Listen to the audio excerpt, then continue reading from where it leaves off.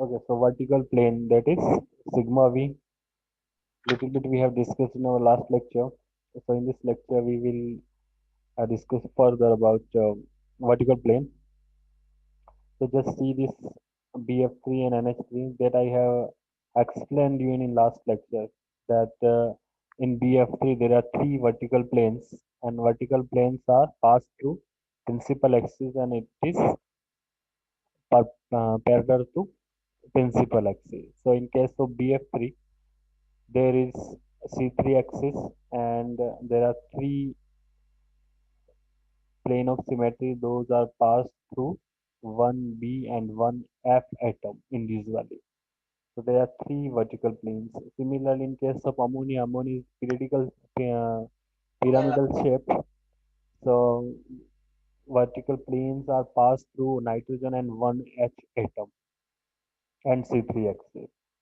So you need to remember about vertical plane, that vertical plane is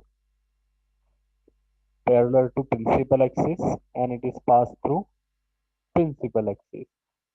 So this is the definition of vertical plane.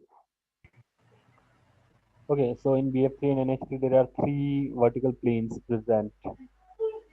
Similarly, if we talk about PCl5, so in PCl5 we see the geometry or shape of PCl5. It is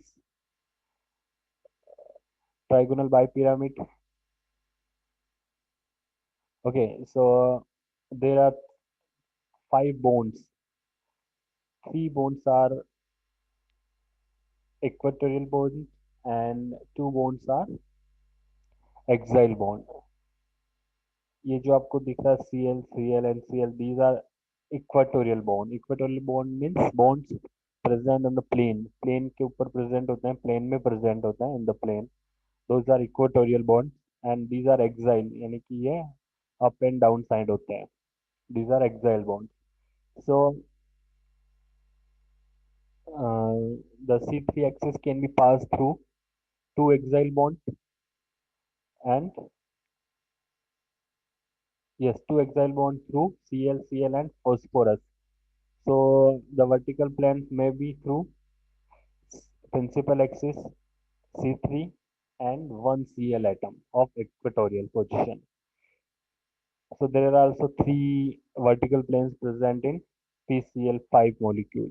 In case of tetracyanonickelate, so there are four vertical planes present in tetracyanonickelate. Okay, so in PCl5 there is trigonal bipyramid and nickel tetracyano 3 and 4 planes present in such cases. Benzene molecule, similarly benzene molecule there are 6 sigma V.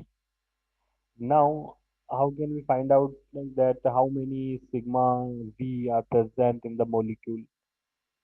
Suppose we are having X molecule, and how can we find out that कि इसमें कितने sigma V molecule sigma V planes या vertical planes are present. So for that purpose we have to use a trick. Trick is the same as we have discussed in C2 or axis of symmetry section. So suppose we are having C3 or C4 principal axis. For example, if we are having, suppose we are having C3 and C4 principal axis, then what can be the conditions? Conditions may be that there may be 0 C2 or 3 C2 in case of C3 principal axis, and in case of C4 there may be 0 C2 and 4 C2 present.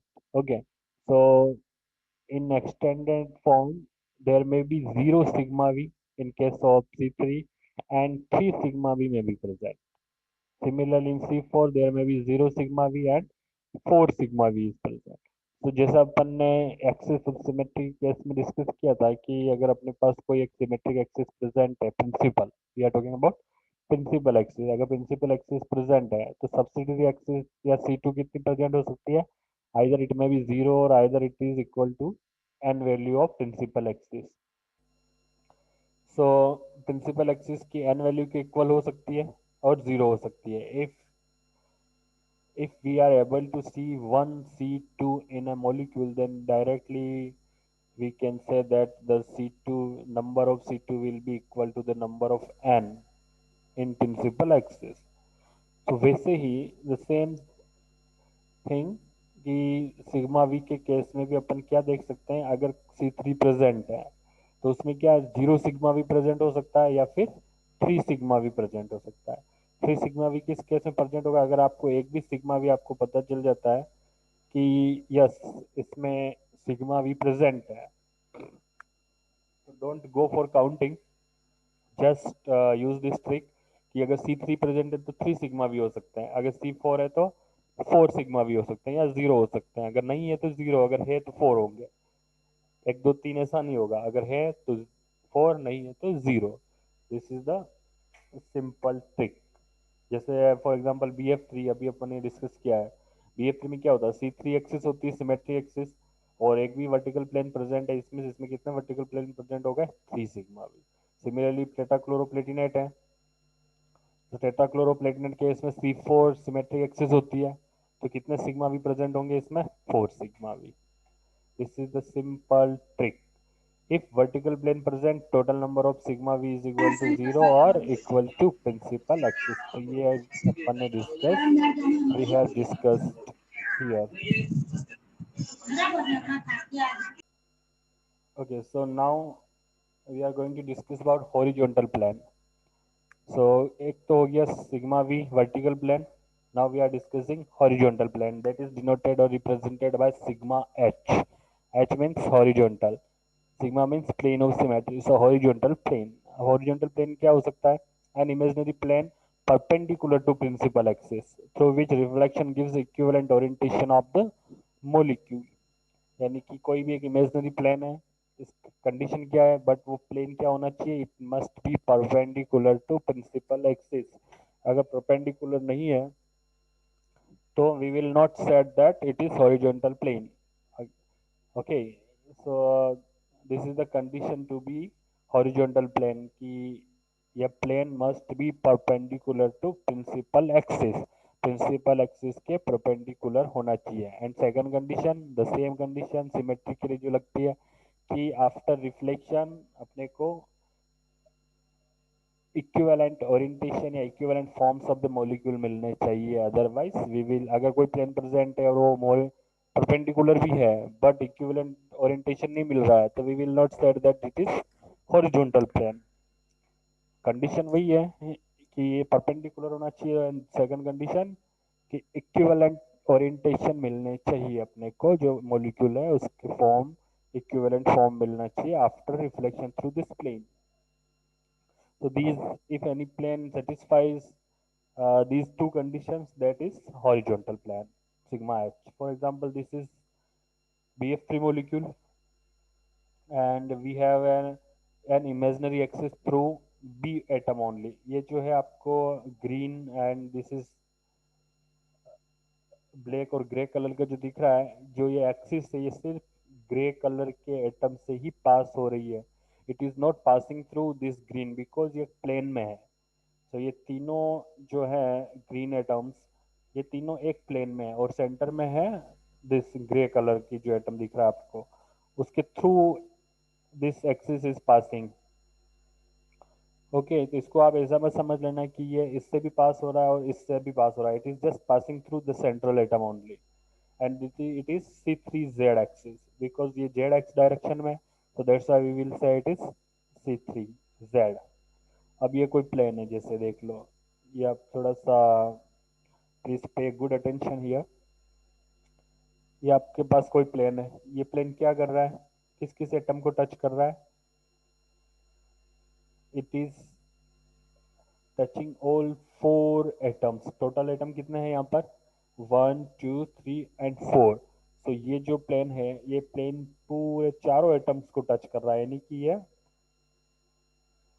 Plane में है, plane. Okay, plane में है, ये जो plane है ये plane में है, प्लेन मीन्स ये जो चारों एटम्स हैं, चारों एटम्स को टच कर रहा है। इट मीन्स ये क्या हुआ, it is perpendicular to C3 axis. क्या हो गया, परपेंडिकुलर टू C3 एक्सिस, यानी कि ये जो एरो है Z एक्सिस है, C3 एक्सिस है, ये इसके सेंटर में है। ओके, सेंटर में है तो इसके परपेंडिकुलर हुआ।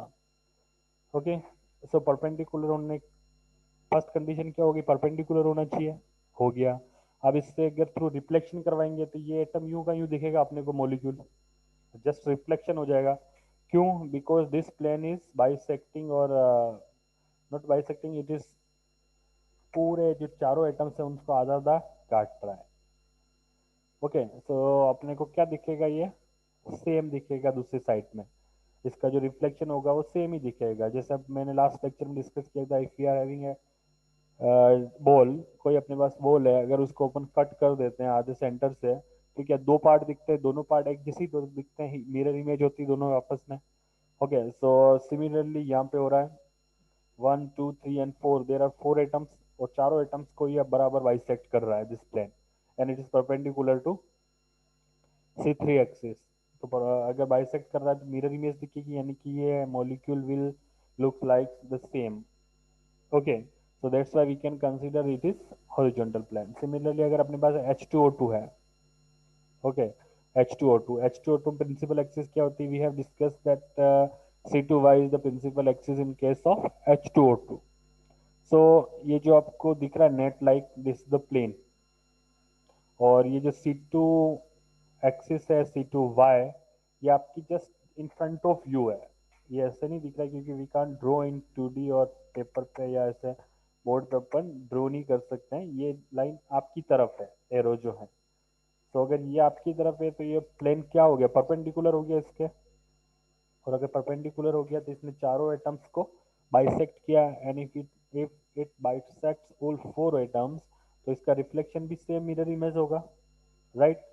जस्ट आपका क्या होगा, सब दिखेंगे आपको ऐसे ही, आधा कटा हुआ यूं समझ लो आप। ओके, चेंज नहीं होंगे, रहेंगे वहीं। क्यों? क्योंकि इसने चारों एटम को एक साथ काटा है, तो आधे आधे दिख रहे हैं only.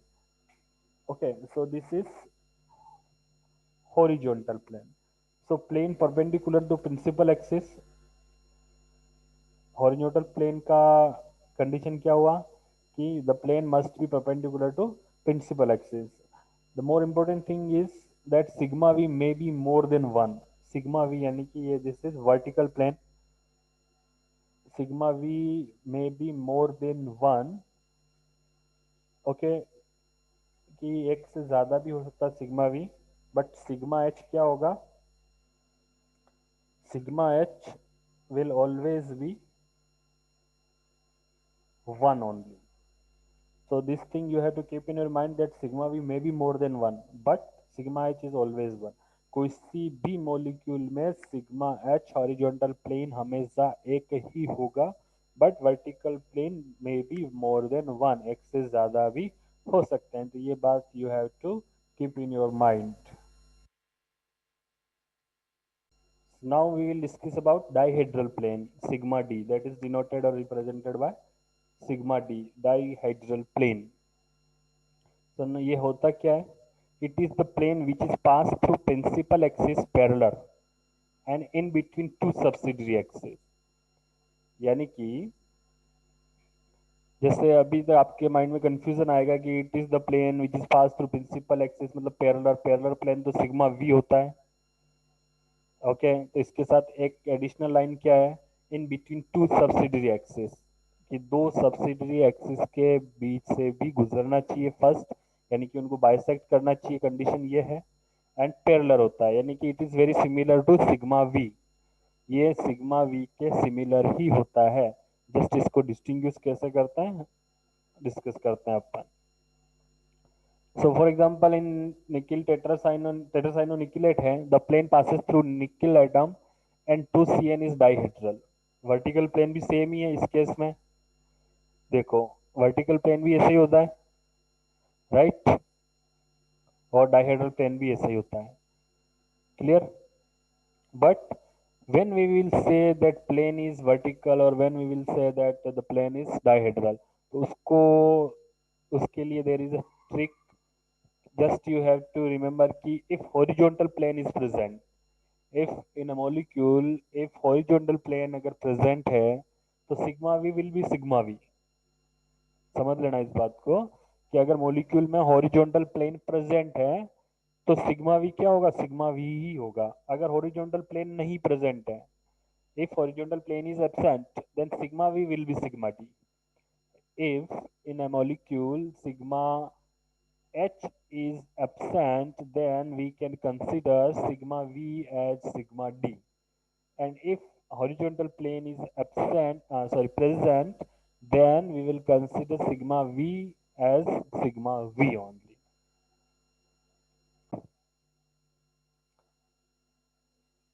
Now, it is possible that there is no axis of symmetry in the molecule, but the plane of symmetry is present.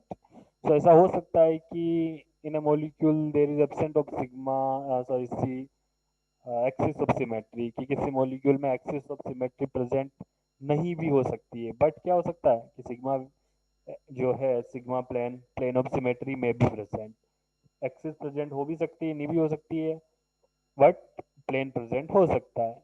For example अगर अपन कंसिडर करें POBrCl2, ये कोई मॉलिक्यूल है POBrCl2, इसमें क्या है, कोई एक्सिस प्रेजेंट नहीं होगी। अब एक्सिस प्रेजेंट क्यों नहीं होगी? क्योंकि अगर अपन इस एक्सिस को यहाँ से पास करते हैं, अब आपके माइंड में क्वेश्चन आएगा कि अगर अपन एक्सिस को यहाँ से पास करें और ये लेफ्ट एंड राइट हो जाएगा तो एक्सिस तो प्रेजेंट होगी, राइट? बट ऐसा नहीं है। ये जो स्ट्रक्चर है इसमें जो दोनों Cl दिख रहे हैं ये जस्ट अबव द प्लेन है, दोनों आपकी तरफ है। तो अगर अपन इसको रोटेट करेंगे, यहाँ से कोई एक्सिस डाल के अगर अपन इसको रोटेट करते हैं तो क्या होगा, ये दोनों प्लेन क्या हो जाएंगे, बिलो द प्लेन हो जाएंगे दोनों क्लोरीन। तो इक्विवेलेंट ओरिएंटेशन अपने को नहीं मिलेगा। इस स्ट्रक्चर को थोड़ा सा आप माइंड में फिट करना, एग्जाम में क्वेश्चन आता है कि इसमें कोई एक्सिस प्रेजेंट है क्या, तो यू हैव टू रिप्लाई कि इसमें कोई there is no axis of symmetry present in the molecule. इसके अगर अपन ऐसी एक्सिस पास करेंगे कोई, और अगर ये बनाना चाहें अपन, रोटेशन करवाते हैं इसको, तो ये दोनों Cl जो है ये अबव द प्लेन है, तो रोटेशन के बाद there they will be below the plane, below the plane हो जाएंगे तो अपने को इक्विवेलेंट ओरिएंटेशन नहीं मिलेगा। दैट्स व्हाई अपन कह सकते हैं कि इसमें एक्सिस ऑफ सिमेट्री प्रेजेंट नहीं है। बट अगर अपन एक प्लेन डालते हैं यहाँ से यहाँ तक PBr और ऑक्सीजन के थ्रू, तो क्या ये क्लोरीन इधर रिफ्लेक्ट करेगा, ये क्लोरीन इधर रिफ्लेक्ट करेगा, तो we can say that equivalent orientation अपने को मिल रहा है प्लेन ऑफ सिमेट्री से। Okay, plane of symmetry से we are getting equivalent orientation and we can say this plane can be considered as plane of symmetry. Okay, so ये बात आपको you have to remember कि axis may not be present in the molecule but plane of symmetry may be present in the molecule.